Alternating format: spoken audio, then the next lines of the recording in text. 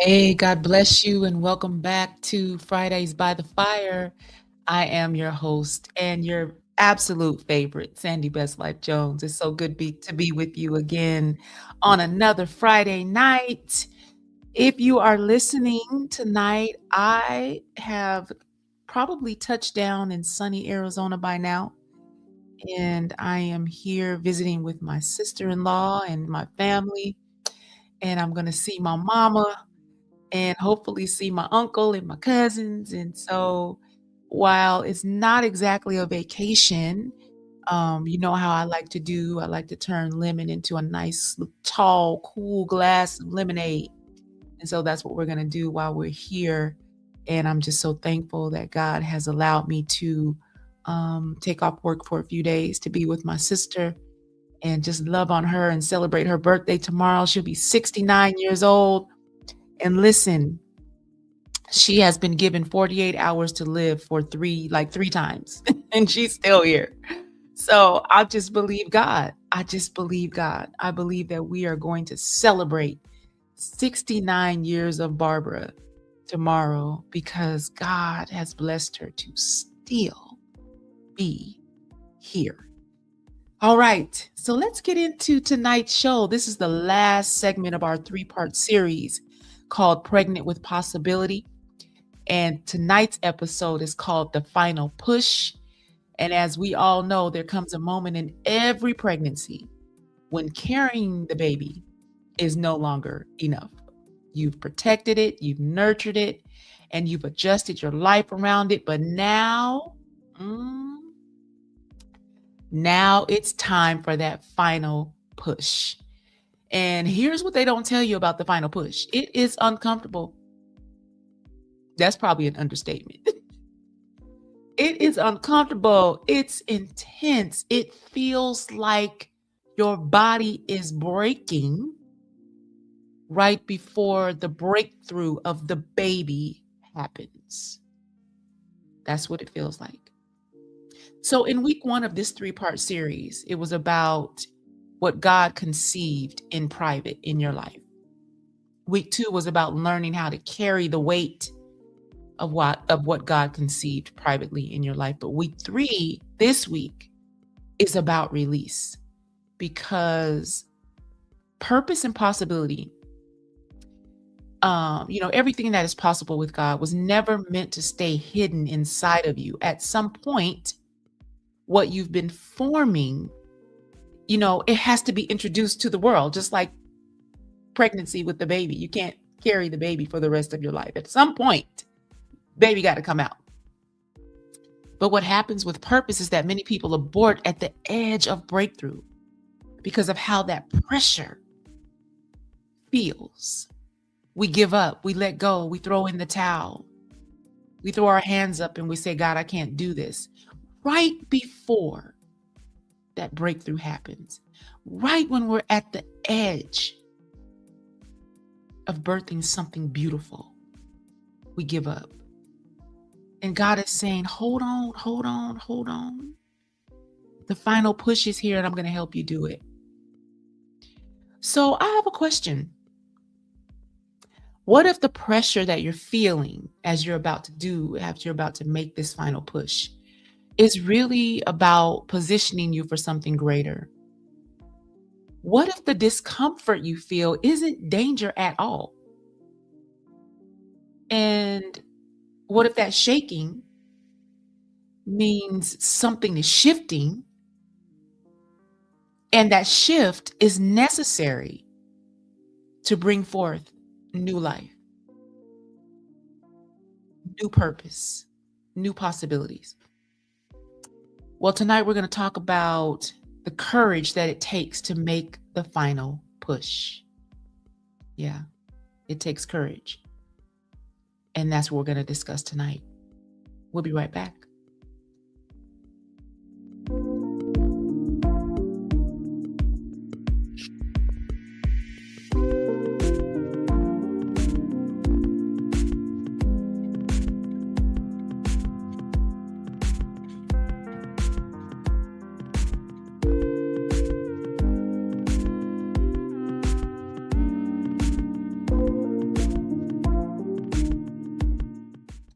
All right, this is Fridays by the Fire, and tonight is our final episode of our three-part series, Pregnant with Possibility. Tonight's episode is entitled The Final Push. I am your host, Sandy Best Life Jones. So good to be with you. All right, let's get right into it. Point one, the pressure you're feeling is positioning you. Isaiah 66:9 says, "Do you think I'd bring you this far and then leave you? Do you think I'd open the womb and not deliver?" This is from the Message Bible. So, what is that saying? To me, it's saying God does not initiate what he refuses to complete. It's saying intensity often increases right before the manifestation. And it's saying the enemy wants you to misinterpret pressure as proof that you have missed God. That is the enemy's mission, to make you think that you have missed your opportunity to trust God with whatever is going on in your life. That is a trick. And it's an amateur trick. Don't fall for it. You haven't missed God. You're right on the edge of that breakthrough. It's not going to be peaches and cream every time. But if you hold fast to what you know to be true about God, you know God will not initiate what he will not complete in you. You know that. So don't let the enemy of your mind make you think otherwise, because you know better. What this is saying to me is, if things are getting tighter, delivery might be getting closer. So let me ask you, this is our application question. What have you labeled as attack that might actually be arrival? And we do it. I've done it. I've seen adversity in my life as attack. But really what it was doing was preparing me for the arrival of something that I'd been praying for, or something that God was sending my way that I didn't even know I needed. It wasn't an attack at all. It was God's way of being the provider that he is, So we have to be careful not to mislabel what God is doing in our life because it's messy, or because it doesn't look the way we thought it would look, or because it hurts, or because it's really uncomfortable, or it's awkward. We got to be careful not to mislabel the work of God, but to instead invite God in to have his way in our life, his way, his will be done. Reaching for, instruction in the word of God and direction in the ways of God. That's what we have to do. And it's not always easy, but in this case, in this final push, it is necessary. Point two, you cannot give birth and stay comfortable. I've been after giving birth to 2 children, I know that is the 100% truth. Philippians 3:13 and 14 says, "I'm not saying that I have this all together, but I am well on my way, reaching out for Christ, who has so wondrously reached out for me." Those of you that follow me on social media, you know that I just celebrated 35 years of my only son the other day, and every year on his birthday, I tell his birth story every single year. It never fails. And he just looks at me like, "Mom, really?" But it took a lot to bring him into the world. He and I both almost died. And so I like to remind him, as a way of reminding him and letting him know that I pushed until I couldn't push anymore. And then they had to go in and get him out. And I nearly gave my life for him. I always want to remind him of that, because I want him to know how much I love him. And God is the same way with us. He wants us to know He sacrificed his only son that we might have life and life more abundantly. And there is nothing abundant about um, wringing your hands up with regard to what's happening in your life that you have no control over. There's nothing abundant about scarcity mindset. There is nothing abundant about negative self-talk. That's not abundance. That's not the life that God gave his son for. I believe that God's best for you is a renewed mind that can acknowledge and understand how precious you are to God. And sometimes it takes more than just prayer to get there. It takes more than just trust in God to get there. Sometimes we got to go sit down and talk it out with somebody in the form of therapy. Sometimes we have to let go of the very thing we think we must have in order to allow God to renew our mind and renew our thoughts and renew the way we see ourselves. Sometimes we have to separate ourselves from what we know is just not good for us, what we know is toxic, what we know is making us sick. And it can be anything. It could be a mindset, it could be a habit, it could be a person, place, thing, whatever it is. Those things that we know are not good for us, we got to grow up enough to move away from that and allow God to come in and change the way we see ourselves and see our lives and see what's possible. So here's the coaching moment. Some of you, you're not afraid of failure. You're actually afraid of visibility. You are afraid of the power that God has placed inside of you, because activating that power means that you have to be visible, that people are going to see you. And with visibility, sometimes comes judgment. With visibility, sometimes people will really tell you what they think about you, which isn't a bad thing to me. That's not a bad thing. You always want to know what people really think about you. There's a saying that goes, keep your friends close and your enemies even closer. And I don't know if I have enemies. I really don't focus my life on that. I don't think about that kind of stuff, but it's good when people reveal who they are and how they really feel about you to you. I think it is anyway. I appreciate it. It's actually doing me a favor, because now I know how to govern myself accordingly when it comes to you. So it's all good. So what's the application here? I have a question. What part of your old self are you still holding on to for what you think is safety? You think holding on to that thing, that mindset, that person, that habit is providing safety, but it's a false sense of safety. It's a comfort zone that is lulling you to sleep. Like you got a whole bed, a TV, and a whole bunch of snacks in your comfort zone, and that's why it's so comfortable. But I want to challenge you today to really start thinking about, what would my life look like if I took a chance on God and then took a chance on me?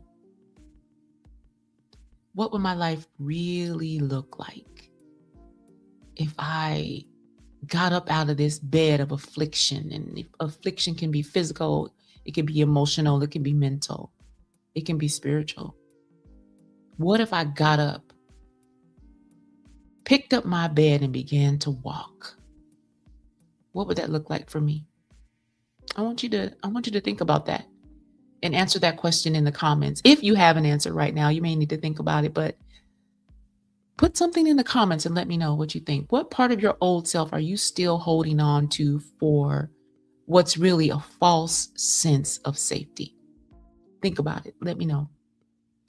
Point 3, this push requires breath, not panic. Now, in labor, When we're in labor with the child, breathing is critical.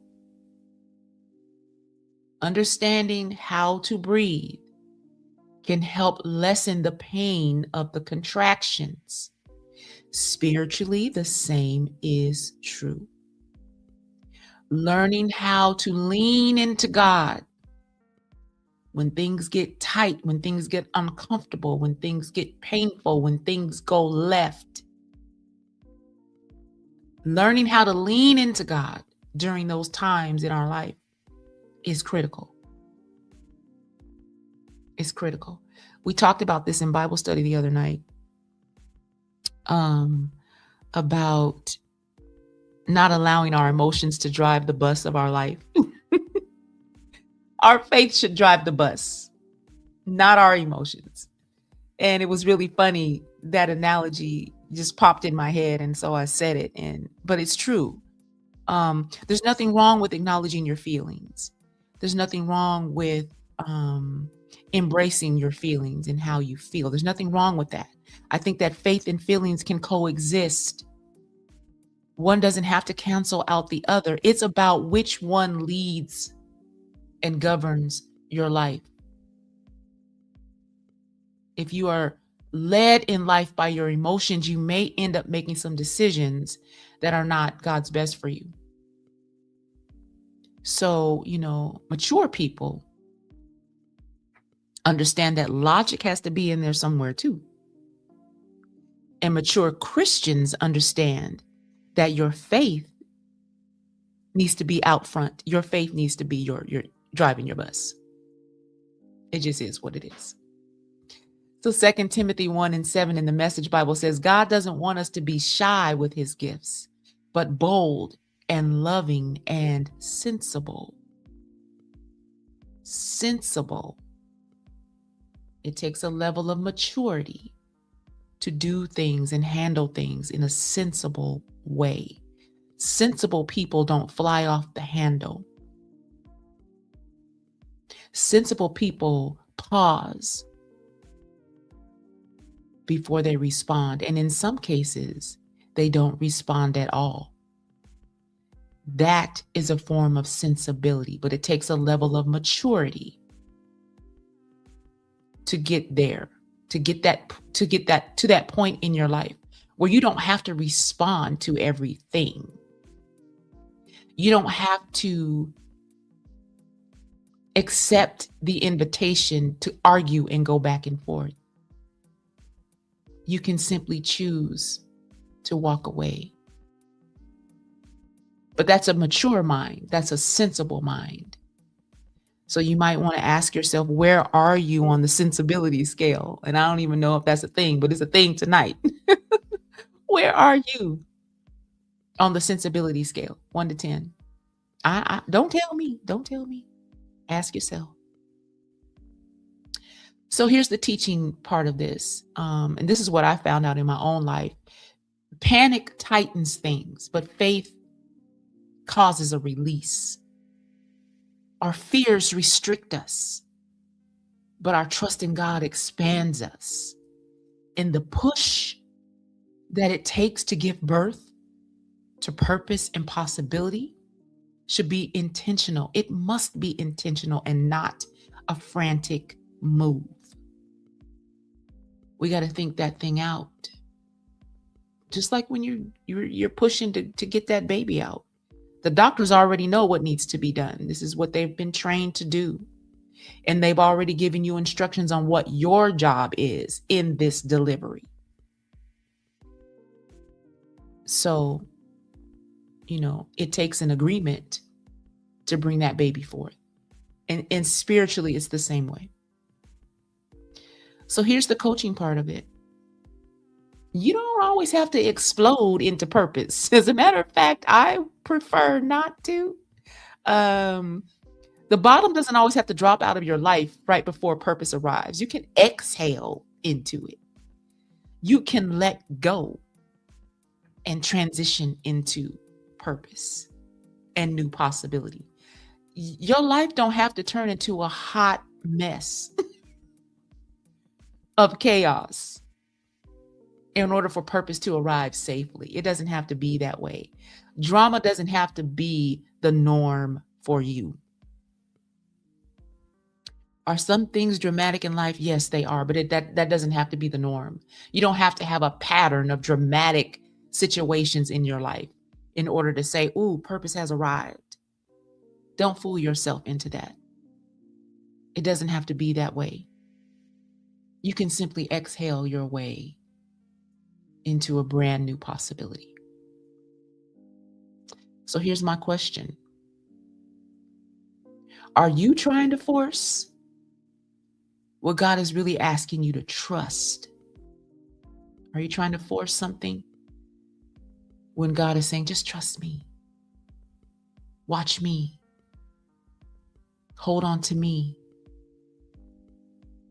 Are you too busy trying to break down the door when God has already lifted a window and you don't even see that the window is wide open because you're trying to break down the door? Simple spiritual cues that we need to be paying attention to, because God sometimes works in cues. It's not always a giant hand coming down out of the sky and telling you, go over there. That's not how life works. Sometimes we got to listen for the still small voice of God telling us, okay, somebody's coming. And it may not be somebody that you know. It may not be somebody that you like, but they have what I need them to give you. That's why we got to be careful how we entertain strangers, whereby some of us have entertained angels and we weren't even aware. So be careful. Point 4, after the push comes the presentation. Now, this is the moment in birth when what was hidden is now placed in full view. And spiritually, this is when that book launches. This is when that boundary holds. The relationship shifts or it ends. That might be the shift. The business starts. The healing journey you've been on becomes visible. And that's how you know your time has come to walk in purpose. Yes, there will come a time when the healing journey that you've been on will be visible to other people. They'll be able to see it. They'll be able to tell something is different about you. Something has changed. Something, you don't look like you used to. You don't behave the way you used to. You don't walk and talk like you used to. You're now responding instead of reacting. What's going on with you? That's what they're going to be asking you as soon as you allow God to make this shift. Ecclesiastes 3:11 says, He has made everything beautiful in its time. What that says to me is timing matters. It says to me, delivery precedes. Delivery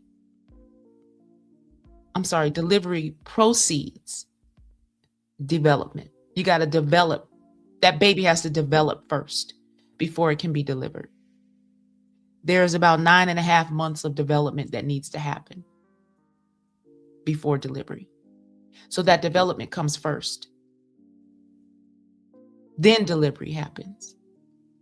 It also says to me that beauty often looks really messy at first. If you ever seen a baby when he first or she first comes out, it's a mess because they was marinating in all them juices.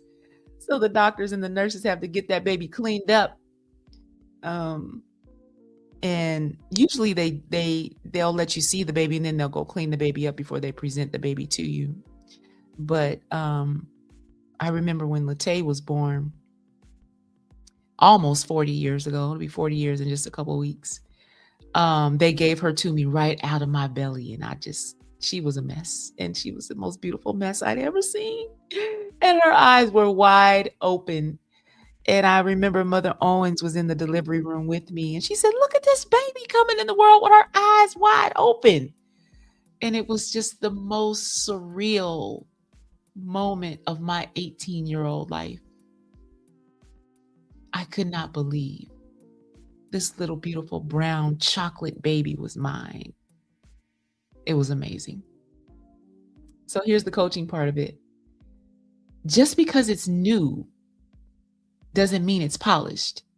It just means it's born. And that is so appropriate for birthing a baby. You've got this new baby with all this stuff all over it. It's been born. It just hasn't been polished up yet. So this is what I want to say as we close out this third segment of our 3-part series, Pregnant with Possibility. You were never meant to stay pregnant with purpose forever. At some point, your faith should become a series of actionable steps. At some point, preparation finally becomes presentation. And at some point, what's private becomes public. And yes, it will stretch you. Yes, it will require courage. Yes, it's going to change how people see you. Yes, it will change how people see you. When you begin to walk in purpose, when you finally embrace and accept all that is possible in your life, it's going to change how people see you, because the way you experience life and the way you show up in life is going to change. And some people are not ready to see that change in you. But don't let that stop you from embracing change. You have one life, and this life is yours to live. And so you have to decide, do I care more about what people think than I do the assignment that God has on my life? You get to decide which one matters more to me, because we all come to this life with an assignment. We all come to this life with a mission that needs to be birthed out of us. So, we have to decide, do I care more about what my family thinks and what my friends think and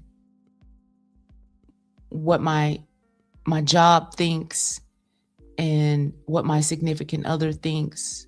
Or am I going to focus my mind on understanding and accepting this assignment that God has given me in my life? It can be a huge assignment. It can be something that other people see as insignificant,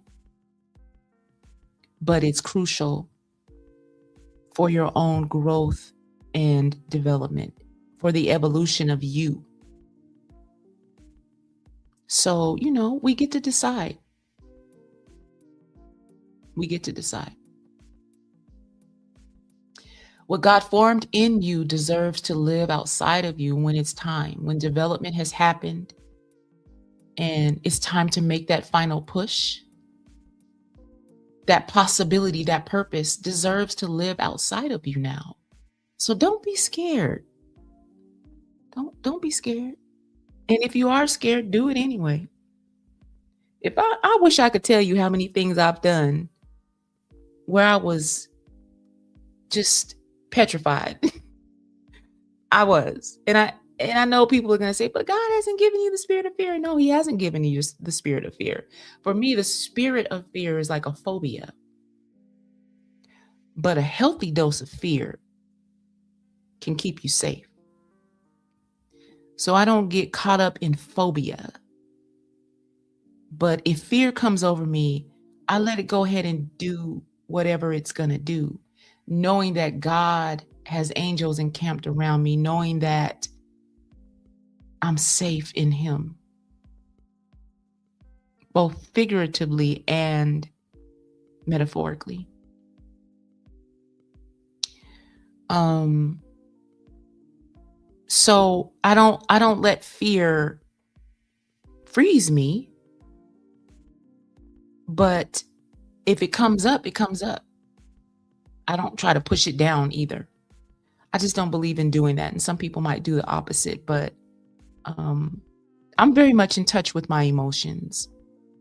Not in a way that I allow my emotions to run my life, but in a way that allows me to honor how I feel. Otherwise, I'd still be numb like I used to be. But I'm fully awake now, and I'm in touch with how I feel. Every day I wake up and right after I pray, um, I ask myself in my mind, how you feeling today, girl? And then I accept my answer because it's how I feel. So I don't let people shame me about acknowledging my feelings and having real emotions. I don't let people shame me about that. I don't let people scold me about that. I push back. I push back when people say, "Get out your feelings, get out your feelings." This moment right now, I might need to be in my feelings. So I'm just gonna let that, whatever needs to happen, happen emotionally. So that's my take on feelings and emotion. I want to pray with you tonight as we close out our series. Thank you so much for being here with me for the last 3 weeks. This has been very eye-opening for me. I hope it has been for you too. And I hope it has given you a chance to really think about what you're pregnant with, what your God-given purpose might be, what's possible in your life, what's possible for you when you finally decide to let go and let God. So let's pray. God, I thank you right now for bringing us to this moment. For the ones who feel pressure rising, God, I'm asking you to steady them. For the ones who feel fear creeping in a way that it's about to overtake them, I'm asking you to strengthen them. For the ones who are at the edge of release, give them courage to make the final push. And remind us all, you don't bring us to the point of birth and then to abandon us. We got to trust your timing. Teach us to trust your process. And teach us, God, to trust the push. Amen and amen. Thank you so much for being here tonight for Fridays by the Fire. I will see you next week for another episode. It is my complete honor to be here with you every Friday. I love Fridays by the Fire, and I love that you listen and you comment and you inbox me. And those of you that know me personally, you text me, and I love it. I love your feedback. Thank you so much for providing that. And keep doing that. It keeps me encouraged and it keeps me going. Until next time, y'all be good. Good night and God bless.